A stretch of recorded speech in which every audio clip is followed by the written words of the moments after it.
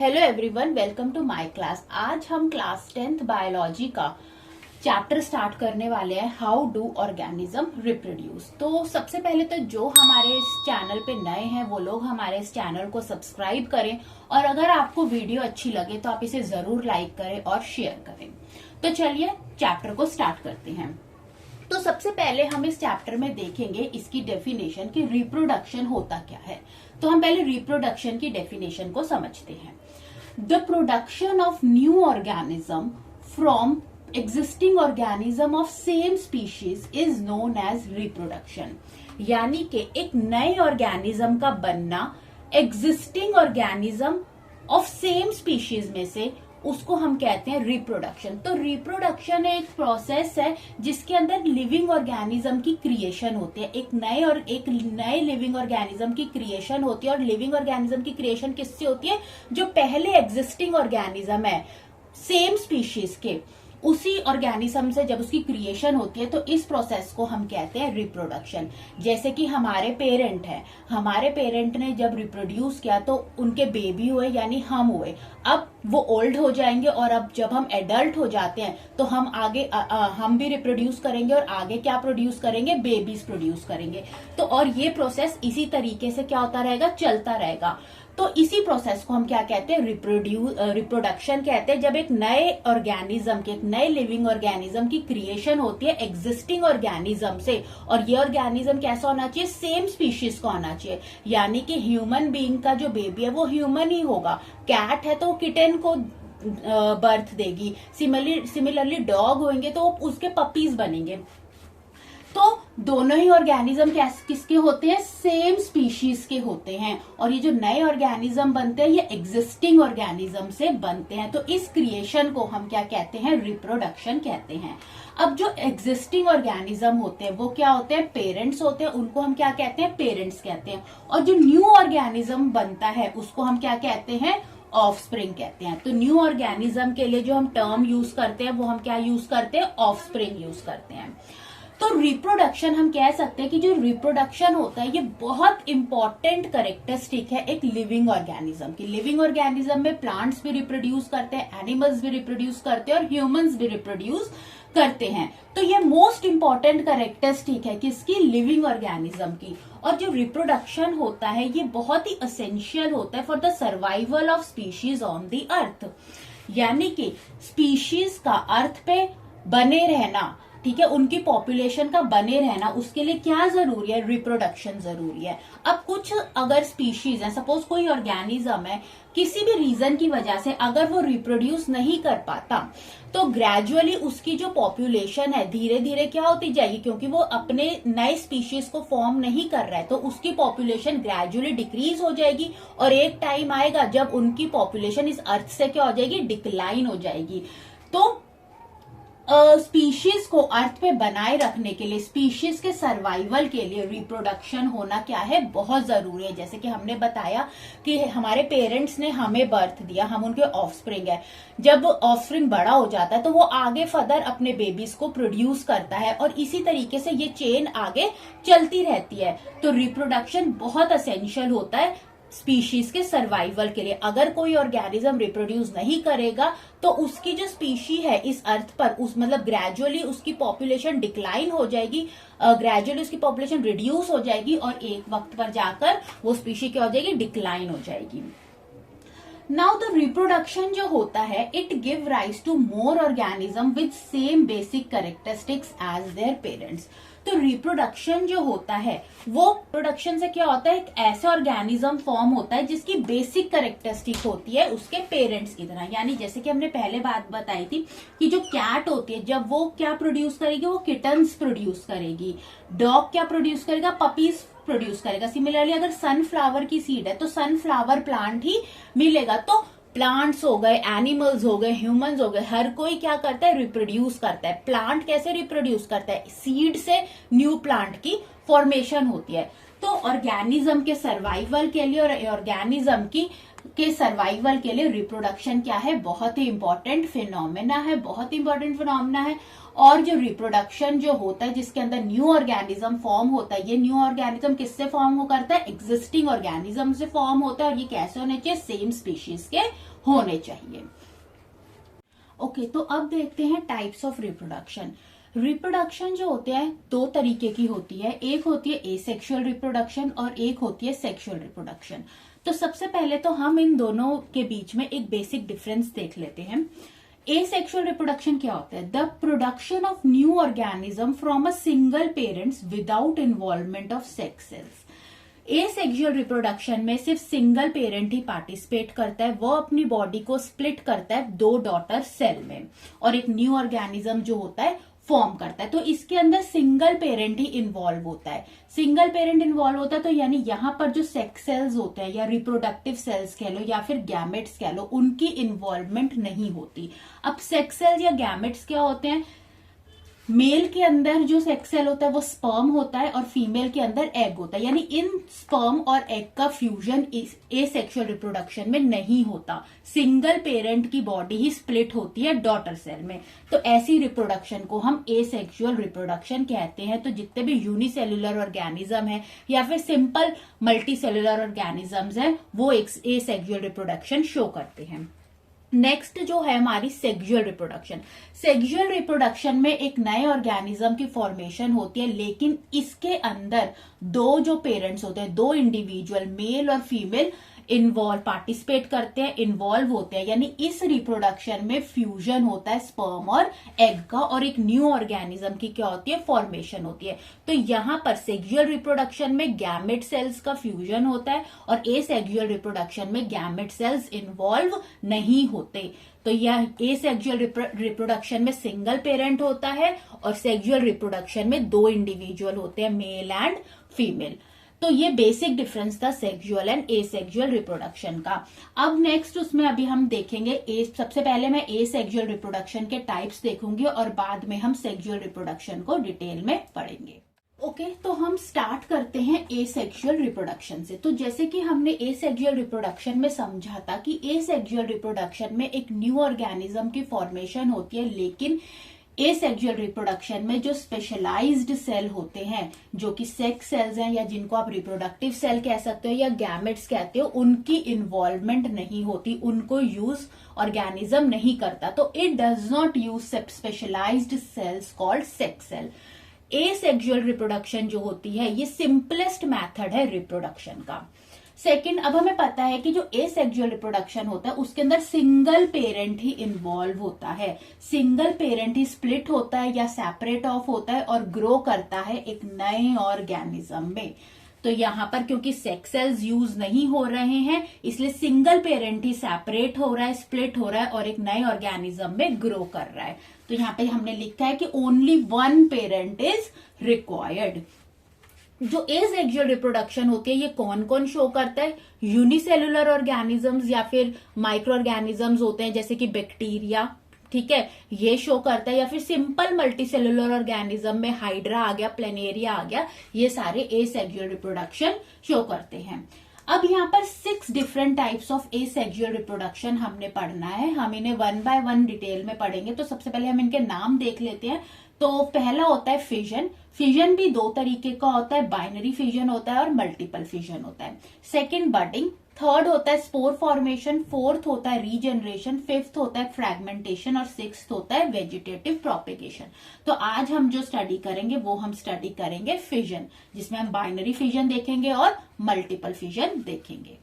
Start करते हैं asexual reproduction का पहला type, that is fission. Fission का मतलब क्या होता है? टूटना, ब्रेक होना।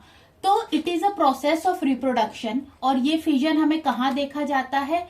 यूनिसेल्युलर ऑर्गेनिजम्स ये फिजन शो करते हैं, जैसे कि प्रोटोजोआ। प्रोटोजोआ में एग्जांपल अमीबा, पैरामीशियम, लेशमेनिया, इन तीनों में हम देखेंगे, और मेनी बैक्टीरियाज है जो फिजन शो करते हैं।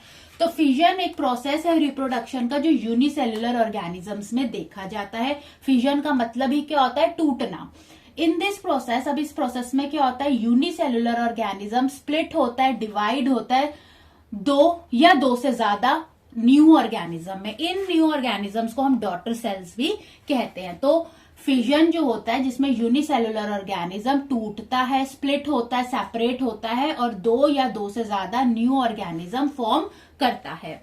तो अगर तो जो यूनिसेलुलर जो पेरेंट है अगर वो स्प्लिट हो रहा है दो डॉटर सेल्स में, दो ऑर्गेनिज्म में, तो उसको हम कहते हैं बाइनरी फिजन। तो बाइनरी फिजन में पेरेंट ऑर्गेनिज्म स्प्लिट होता है टू न्यू ऑर्गेनिज्म में, तो दो नए डॉटर सेल्स फॉर्म होते हैं। कई बार ऑर्गेनिज्म को, जो न्यू ऑर्गेनिज्म होते हैं जिसको हम ऑफस्प्रिंग कहते हैं, यहाँ पर डॉटर सेल्स भी इनके लिए टर्म यूज की जाती है। तो बाइनरी फिजन में जो पेरेंट ऑर्गेनिज्म होता है वो स्प्लिट करता है दो डॉटर सेल में। मल्टीपल फिजन में यही जो पेरेंट ऑर्गेनिज्म होता है ये अपने आप को डिवाइड करता है और बहुत सारे डॉटर सेल्स फॉर्म करता है। तो दो फॉर्म नहीं करता, दो से ज्यादा बहुत सारे डॉटर सेल्स फॉर्म करता है। तो मल्टीपल फिजन ज्यादातर अनफेवरेबल कंडीशन में होता है।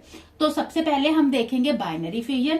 बाइनरी फिजन कौन कौन शो करते हैं जो हमें यहाँ पर देखना है, अमीबा, पैरामीशियम एंड लेशमेनिया। तो फिजन का मतलब ही क्या होता है, टूटना, ब्रेक होना। और फिजन ये जो प्रोसेस है कौन से ऑर्गेनिज्म में देखा जाता है, यूनिसेलुलर ऑर्गेनिजम्स में देखा जाता है, जिसमें यूनिसेलुलर ऑर्गेनिज्म जो होता है वो टूटता है, उसकी बॉडी स्प्लिट होती है या डिवाइड होती है या सेपरेट होती है और दो नए ऑर्गेनिज्म बनाएगी, तो बाइनरी फिजन। अगर ज्यादा बनाएगी, न्यूमरस, बहुत सारे बनाएगी, तो मल्टीपल फिजन। लेकिन मल्टीपल फिजन होने के लिए कंडीशन कैसी होनी चाहिए, अनफेवरेबल कंडीशन होनी चाहिए। तो अब हम देखते हैं बाइनरी फिजन। तो चलिए हम समझते हैं सबसे पहले बाइनरी फिजन के बारे में। हम पढ़ रहे हैं बाइनरी फिजन, हमें पता था कि जिसमें पेरेंट ऑर्गेनिज्म स्प्लिट होता है दो न्यू ऑर्गेनिज्म में, यानी दो न्यू डॉटर सेल्स बनते हैं। तो ये जो एग्जाम्पल है, सबसे पहले हम देखेंगे बाइनरी फिजन इन अमीबा। ये एक पेरेंट अमीबा है। जो अमीबा होता है इसके अंदर जो फिजन होता है, जो ब्रेकिंग होती है, उसकी ओरिएंटेशन कोई भी फिक्स नहीं होती, ठीक है। तो जो पेरेंट अमीबा होता है सबसे पहले ये क्या करता है, फुल साइज में जब ग्रो हो जाता है ना, बाय टेकिंग फूड। तो पेरेंट अमीबा जब फुली ग्रो हो गया तो उसके अंदर क्या होता है कि सबसे पहले ये इसका न्यूक्लियस है, ये अमीबा है और ये इसका क्या है, न्यूक्लियस है। तो सबसे पहले न्यूक्लियस क्या होता है, इलोंगुएट होता है और ये जो साइटोप्लाज्म है ये कॉन्स्ट्रिक्ट होना शुरू होता है। थर्ड स्टेप में क्या होता है कि जो न्यूक्लियस, क्योंकि यहाँ पर इलोंगुएट हो रहा था, तो न्यूक्लियस इस स्टेज में, जो थर्ड स्टेज है, यहाँ पर डिवाइड हो गया है और साइटोप्लाज्म भी कॉन्स्ट्रिक्ट होते होते क्या हो जाएगा, कंप्लीटली डिवाइड हो जाएगा। तो सबसे पहले न्यूक्लियस इलोंगुएट होकर डिवाइड होता है और फिर साइटोप्लाज्म डिवाइड होता है। तो आप देख सकते हो कि यहाँ पर जब साइटोप्लाज्म इस तरीके से कॉन्स्ट्रिक्ट हो गया तो यहाँ पर फोर्थ स्टेज आ गई जहां पर दो नए डॉटर सेल्स फॉर्म हुए। तो एक तो पेरेंट अमीबा से पेरेंट अमीबा से two new daughter amoeba form हुए। अब ये जो दो डॉटर अमीबा है आगे जाके ये भी फूड ईट करेंगे, फुली ग्रो होंगे और ये भी स्प्लिट कर जाएंगे दो न्यू डॉटर अमीबा में। तो ये जाकर दो नए अमीबा बनाएगा, सिमिलरली ये जाके दो नए अमीबा बनाएगा, तो टोटल 4 अमीबा इस तरीके से फॉर्म हो जाएंगे और ये साइकिल इसी तरीके से क्या होती चली जाती है, चलती चली जाती है। तो बाइनरी फिजन और अमीबा में हमने देखा कि सबसे पहले न्यूक्लियस इलोंगुएट होता है और डिवाइड होता है और उसके बाद साइटोप्लाज्म कॉन्स्ट्रिक्ट होकर डिवाइड होता है दो नए डॉटर सेल्स में या दो नए अमीबा में। और ये दो नए अमीबा भी फिर आगे जाके क्या होंगे, ग्रो करेंगे और आगे 4 डॉटर अमीबास फॉर्म करेंगे। क्योंकि दो डॉटर अमीबा थे तो ईच डॉटर सेल दो आगे जाके फर्दर फॉर्म करेगा, तो टोटल कितने हो गए, 1 2 3 4 डॉटर अमीबास फॉर्म होंगे। तो नेक्स्ट अब हमने देखना है बाइनरी फिजन इन पैरामीशियम। पैरामीशियम भी एक यूनिसेल्युलर एनिमल है, यूनिसेल्युलर ऑर्गेनिज्म है और आप जैसे कि देख सकते हैं ये कैसा स्ट्रक्चर है, इसका थ्रेड लाइक स्ट्रक्चर होता है। इसके पास दो न्यूक्लियस है, यहाँ पर मैक्रो न्यूक्लियस है और माइक्रो न्यूक्लियस है। ये बड़े वाला मैक्रो न्यूक्लियस और छोटे वाला माइक्रो न्यूक्लियस है। और आप इसके बॉडी पर ये जो देख सकते हो हेयर लाइक स्ट्रक्चर, इनको हम क्या कहते हैं, सीलिया कहते हैं। तो बाइनरी फिजन पैरामीशियम में कैसा होता है, जैसे कि हमने बताया कि फिजन का मतलब ही दो चीजों में टूटना होता है। तो सबसे पहले इसके अंदर भी क्या होगा कि ये जो न्यूक्लियस है, मैक्रो और माइक्रो न्यूक्लियस, ये इलोंगुएट होंगे। आप देख सकते हो यहाँ पर ये क्या हो गए हैं, इलोंगुएट हो गए हैं। यहाँ पर ये देखो फुल इलोंगुएशन हो गई है और उसके बाद जो साइटोप्लाज्म है वो भी क्या हो गया है, धीरे धीरे कॉन्स्ट्रिक्ट होता जा रहा है। और यहां पर आप देख सकते हो ये साइटोप्लाज्म कॉन्स्ट्रिक्ट हो गया और जो न्यूक्लियस है, जो इलोंगुएटेड न्यूक्लियस थे, यहाँ पर दो पार्ट्स में क्या हो गया है, दो सेपरेट हो गए। यहाँ पर न्यूक्लियस क्या हो गया है, सेपरेट हो गया है। और यहां से आप देख सकते हो कि साइटोप्लाज्म भी जब यहाँ पर स्प्लिट हो गया, टूट गया और दो नए पैरामीशियम फॉर्म हुआ है, 2 न्यू डॉटर पैरामीशियम यहाँ पर क्या हुआ है, फॉर्म हुआ है। तो पैरामीशियम में भी बाइनरी फिजन, सबसे पहले न्यूक्लियस इलोंगुएट होकर डिवाइड होता है और फिर साइटोप्लाज्म डिवाइड होता है और दो नए पैरामीशियम यहाँ पर क्या होते हैं, फॉर्म होते हैं। नेक्स्ट अब हम देखेंगे बाइनरी फिजन इन लेशमेनिया। ओके, तो अब हम देखते हैं बाइनरी फिजन लेशमेनिया डोनावनी में। लेशमेनिया जो डोनावनी होता है ये एक डिसीज कॉज करता है जिसको हम कहते हैं कालाजार। कालाजार को हम ब्लैक फीवर भी कहते हैं। ब्लैक फीवर हम इसीलिए कहते हैं क्योंकि इस कंडीशन में स्किन क्या हो जाती है, डार्क हो जाती है, इसीलिए कालाजार को हम ब्लैक फीवर कहते हैं। अब ये जो लेशमेनिया डोनावनी है इसका वेक्टर मतलब कौन होता है, ठीक है, ये पर्सन टू पर्सन ये फैलती है, लेकिन कैसे इन्फेक्ट होता है, किसकी बाइट से, फीमेल फेलोबोटोमाइन सैंड फ्लाई से। तो जब female sand fly infected person को बाइट करती है और फिर वो नॉर्मल हेल्थी पर्सन को जब जाकर बाइट करती है, तो ये जो लेशमेनिया है, जो कि क्या है, एक पैरासाइट है, ये क्या हो जाता है, नॉर्मल पर्सन के अंदर चला जाता है, ठीक है। और तो इसके सिम्टम्स क्या होते हैं, इस कालाजार ये जो डिसीज को हो सकता है कि पर्सन को एनीमिया होता है, एनीमिया मतलब डेफिशिएंसी ऑफ हीमोग्लोबिन जिसकी, ठीक है, प्लस एनलार्जमेंट ऑफ स्प्लीन हो जाती है, loss of weight and weakness. तो ये आप देख सकते हैं ये लेशमेनिया का स्ट्रक्चर है और ये कैसे डिवाइड करता है, ये भी बाइनरी फिजन के थ्रू डिवाइड करता है। इसका विप लाइक स्ट्रक्चर होता है, जैसे कि अमीबा में जो बाइनरी फिजन होता है वो एक स्पेसिफिक, वो किसी भी ओरिएंटेशन में हो सकता है, लेकिन यहाँ पर इसकी एक स्पेसिफिक ओरिएंटेशन होती है, लॉन्गिट्यूडनल होता है विद रिस्पेक्ट टू फ्लैजेला। तो ये एक पेरेंट सेल है, इसका विप लाइक स्ट्रक्चर है, ये इसका क्या है, फ्लैजेलम है। तो सबसे पहले क्या होगा, जो न्यूक्लियस होगा, ये न्यूक्लियस है, न्यूक्लियस ही डिवाइड करना शुरू करेगा। यहाँ पर इसने न्यूक्लियस ने डिवाइड करना शुरू किया और आप देख सकते हैं यहाँ पर दो न्यूक्लियस हो चुके हैं। अब यहाँ पर इस कंडीशन में जो साइटोप्लाज्म की डिवीजन लॉन्गिट्यूडनली स्टार्ट हो चुकी है और जब ये डिवीजन पूरी विद रिस्पेक्ट टू फ्लैजिला हो जाएगी, पूरी डिवीजन हो जाएगी, तो आप देख सकते हैं ये डिवीजन और ज्यादा हुई और साइटोप्लाज्म डिवाइड हो गए हैं जिनके पास सेपरेट न्यूक्लियस है। तो यहाँ पर आप देख सकते हैं दो डॉटर लेशमेनिया, दो डॉटर सेल्स क्या हुए हैं, यहाँ पर फॉर्म हुए हैं। तो आपको इसमें यही याद रखना है कि जो लेशमेनिया डोनावनी एक पैरासाइट होता है, इसका विप लाइक स्ट्रक्चर होता है, इसके अंदर बाइनरी फिजन होता है लॉन्गिट्यूडनल मैनर में। कालाजार ब्लैक फीवर ये कॉज करता है, इसका नाम ब्लैक फीवर इसलिए क्योंकि डार्कनिंग ऑफ स्किन हो जाती है।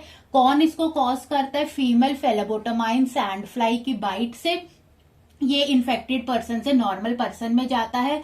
सिम्टम्स इसके anaemia, enlargement of spleen and loss of weight है। और आपको ये डायग्राम आना चाहिए बनाना कि सबसे पहले आप न्यूक्लियस का डिवीजन दिखाएंगे, न्यूक्लियस जब डिवाइड हो जाएगा फिर साइटोप्लाज्मिक डिवीजन दिखाएंगे और यहाँ पर दो डॉटर लेशमेनिया या दो डॉटर सेल्स फॉर्म होंगे। तो यहाँ पर हमने बाइनरी फिजन अमीबा में, लेशमेनिया में और पैरामीशियम में देखा। अब हम देखते हैं मल्टीपल फिजन। ओके, अब हम देखते हैं मल्टीपल फिजन। मल्टीपल फिजन यानी कि टूटना, एक ऑर्गेनिज्म का टूटना, किसमें, न्यूमेरियस डॉटर सेल्स में, तो उसको हम कहते हैं मल्टीपल फिजन। बाइनरी फिजन जिसमें वो दो पार्ट्स में टूट रहा था, मल्टीपल फिजन जिसमें एक ऑर्गेनिज्म न्यूमेरियस डॉटर सेल्स बना रहा है। मल्टीपल फिजन्स अमीबा में भी देखने को मिलता है। मल्टीपल फिजन्स यहाँ पर जो हम स्टडी कर रहे हैं, हम प्लाज्मोडियम में स्टडी कर रहे हैं। प्लाज्मोडियम क्या होता है, मलेरिया कॉजिंग ऑर्गेनिज्म है जिससे मलेरिया होता है। अब होता क्या है कि अनफेवरेबल कंडीशन में, जब कंडीशंस फेवरेबल नहीं होती, तो जो पेरेंट सेल होता है वो अपने आसपास एक थिक वॉल बना लेता है, एक थिक रेजिस्टेंट वॉल बना लेता है जिसको हम क्या कहते हैं, सिस्ट कहते हैं। तो यहां से हम इस डायग्राम को समझेंगे। ये क्या है, ये एक सेल है, ये सेल है और ये उसका न्यूक्लियस है और ये क्या है, एक साइटोप्लाज्म है। अब जैसे ही अनफेवरेबल कंडीशन आई तो इसने अपने आसपास क्या बना ली, एक थिक रेजिस्टेंट वॉल बना ली जिसको हमने क्या कहा, सिस्ट कहा। अब हुआ क्या कि इसी सिस्ट के अंदर ये जो सेल था, इसका जो साइटोप्लाज्म था, इसने डिवाइड होना शुरू किया और बहुत सारे डॉटर सेल्स बना लिए, और ये कुछ साइटोप्लाज्म का हिस्सा जो होता है इसी के आसपास रहता है। ठीक है, तो अनफेवरेबल कंडीशन में पेरेंट सेल अपने आसपास एक वॉल बनाता है जिसे हम सिस्ट कहते हैं, और विद इन अ सिस्ट ये जो सेल होता है ये बहुत सारे डॉटर सेल्स में डिवाइड होता है और साइटोप्लाज्म का कुछ हिस्सा इनके आसपास रहता है। ठीक है, और जैसे ही कंडीशन फेवरेबल हो जाती है, अभी अगर कंडीशन जैसे क्या हो गई, फेवरेबल हो गई, तो ये जो सिस्ट होती है ये क्या हो जाती है, ब्रेक हो जाती है। यहाँ पर ये जो सिस्ट हो गई ये ब्रेक हो गई, और जितने भी ये जो डॉटर सेल्स थे ये क्या हो गए, रिलीज हो गए। तो इस तरीके से मल्टीपल फिजन होता है, और मल्टीपल फिजन प्लाज्मोडियम में ये हमने स्टडी का है, अमीबा हो गया, ये भी मल्टीपल फिजन शो करता है। और मल्टीपल फिजन में ये जो सिस्ट फॉर्मेशन होती है कौन सी कंडीशन में होती है, ये अनफेवरेबल कंडीशन में होती है, और जब कंडीशन फेवरेबल होती है तो ये सिस्ट ब्रेक हो जाती है, और जो भी अंदर डॉटर सेल्स बने हैं बहुत सारे वो क्या हो जाते हैं, रिलीज हो जाते हैं। तो नेक्स्ट क्लास में हम next type of asexual reproduction पढ़ेंगे जिसमें हम बडिंग के बारे में पढ़ेंगे। तो फिलहाल के लिए अगर आपको ये वीडियो अच्छा लगा हो तो आप इसे लाइक करें, हमारे चैनल को प्लीज सब्सक्राइब करें। Thanks for watching.